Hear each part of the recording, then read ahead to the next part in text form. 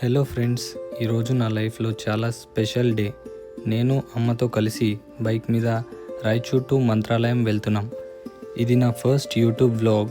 కొంచెం నర్వస్గా ఉన్నా కానీ చాలా ఎక్సైట్మెంట్ ఉంది.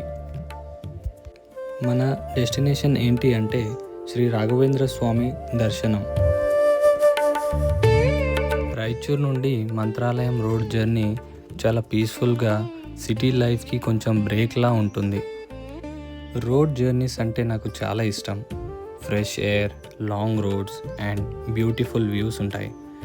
లైఫ్లో కొన్ని జర్నీస్ డెస్టినేషన్ కోసం కాదు, ఎక్స్పీరియన్స్ కోసం ఉంటాయి. ఈరోజు అలాంటి ఒక జర్నీ. ఫ్రెండ్స్, ఇప్పుడు మేము క్రాస్ చేస్తున్న ఈ బ్రిడ్జ్ తుంగభద్ర రివర్ మీద ఉంది. ఈ రివర్ ఒక ఇంపార్టెంట్ బార్డర్లా ఉంటుంది కర్ణాటక మరియు ఆంధ్రప్రదేశ్ మధ్య. యూజువల్లీ ఈ రివర్లో చాలా వాటర్ ఉంటుంది, కానీ ఇప్పుడు వాటర్ లెవెల్ చాలా తక్కువగా కనిపిస్తుంది. మేము ఇప్పుడు మంత్రాలయం అయితే రీచ్ అయిపోయాం. ఈ ప్లేస్లో ఉన్న positive vibes and spiritual energy next level ఉంటుంది. మనం టెంపుల్ సరౌండింగ్స్లోకి ఎంటర్ అవ్వగానే మనకి ఆ డివైన్ ఎనర్జీ అనేది తెలుస్తుంది. ప్రతిరోజు వేల సంఖ్యలో భక్తులు శ్రీ రాఘవేంద్ర స్వామి వారి దర్శనం కోసం వస్తూ ఉంటారు.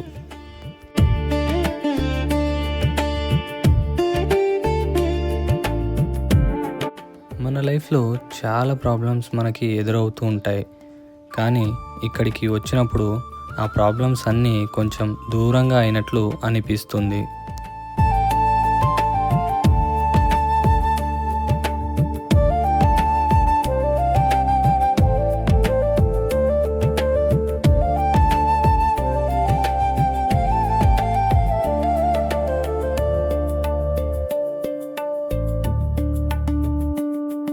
ముందుగా మనం మంచాలమ్మ దేవి దర్శనం చేసుకోవాలి.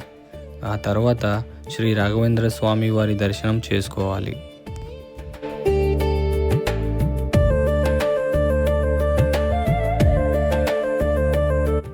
ఇప్పుడు మనం టెంపుల్ లోపలికి వెళ్తున్నాం. మేము వెళ్తున్న ఈ ఎంట్రన్స్లో విఐపీస్కి మాత్రమే అలౌ చేస్తారు.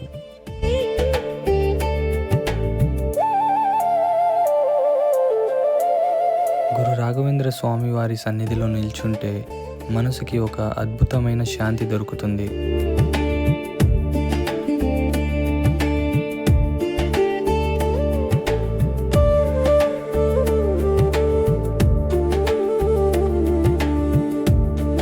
దర్శనం అయితే కంప్లీట్ అయింది గాయ్స్. హార్ట్ ఫుల్గా ఉంది, మైండ్ కామ్ అయిపోయింది. ఇలాంటి ప్లేసెస్కి వస్తే మనకి లైఫ్లో ఒక క్లారిటీ వస్తుంది.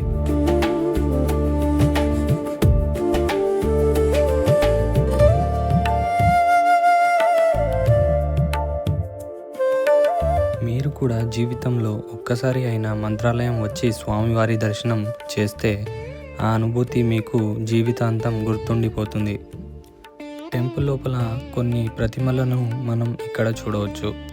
ఇది స్వామివారి జీవ సమాధి నమూనా. బంగారు సింహాసనం మీద మనం శ్రీరాముణ్ణి చూడొచ్చు.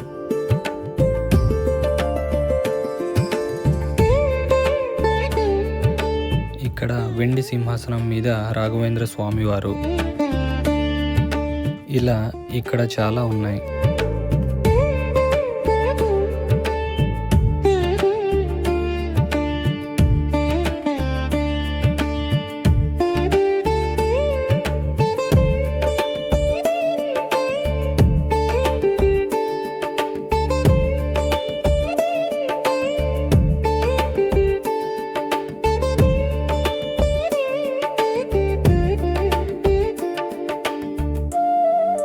ప్రతిరోజు వేలల్లో భక్తులు స్వామివారి దర్శనం కోసం వస్తూ ఉంటారు, కానీ గురువారం రోజు ఇంకా ఎక్కువగా వస్తూ ఉంటారు.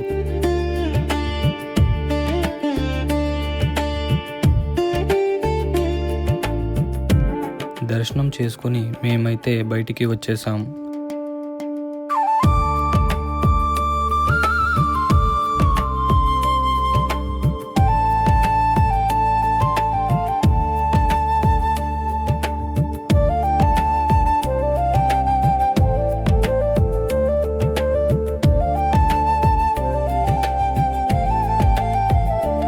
దర్శనం చేసుకున్న తర్వాత ఇక్కడ అక్షంతలు మరియు తీర్థం తీసుకోవడం మర్చిపోకండి.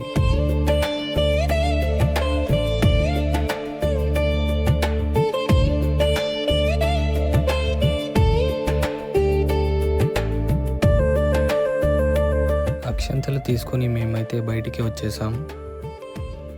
టెంపుల్ వ్యూ మాత్రం దగ్గర నుంచి చాలా అద్భుతంగా కనిపిస్తుంది.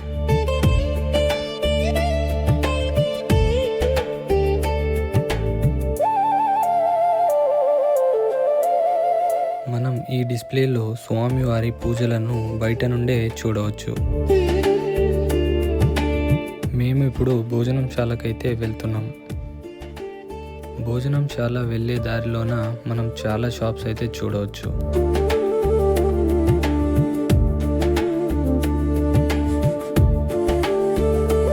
ఇక్కడ మీరు చూడవచ్చు ఎంతమంది భక్తులు ఇక్కడికి వస్తూ ఉంటారో. ఇక్కడ బఫెట్ సిస్టమ్ ఉంటుంది, మనమే ఫుడ్ సర్వ్ చేసుకోవాలి.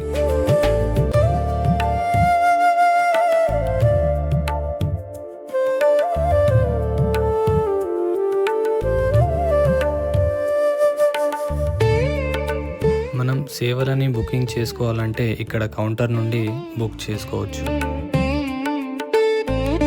ఇక్కడ కనిపిస్తున్న ఈ buggies MS Ramaiah foundation Bengaluru వాళ్ళు డొనేట్ చేశారు. ఇక్కడ కనిపిస్తుంది ప్రసాదం కౌంటర్.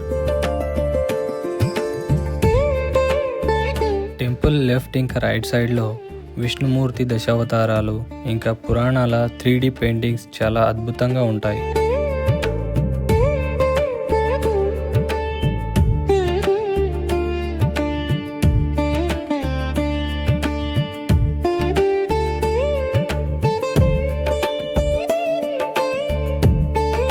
టెంపుల్ నైట్ వ్యూ అయితే చాలా బాగా ఉంటుంది.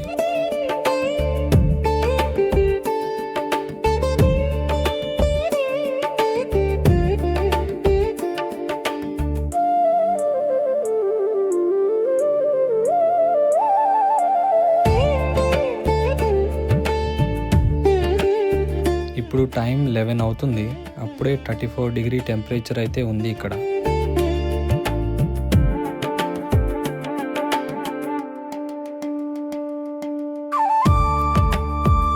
లెమన్ జ్యూస్ అయితే తాగేసి నదిలోకి వెళ్ళాం. కానీ వాటర్ అయితే చాలా తక్కువగా ఉంది. డౌన్ సైడ్ అయితే మనకి కొంచెం వాటర్ కనిపిస్తుంది.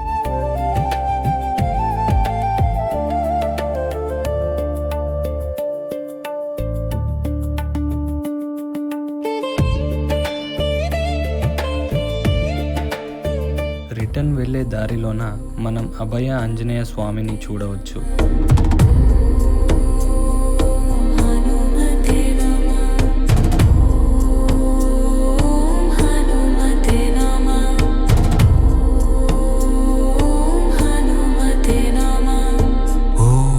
టెంపుల్లోకి రాగానే 32 అడుగుల ఆంజనేయ స్వామి వారి విగ్రహాన్ని మనం ఇక్కడ చూడవచ్చు.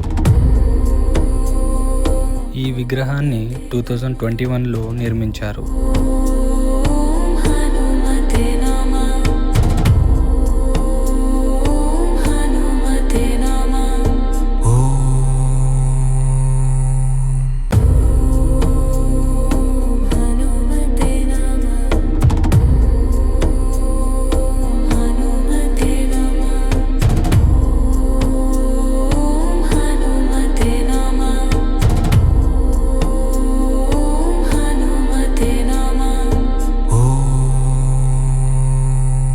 ఆంజనేయ స్వామి టెంపుల్ ఆపోజిట్లో 108 అడుగుల శ్రీరాముని విగ్రహం నిర్మాణం జరుగుతుంది.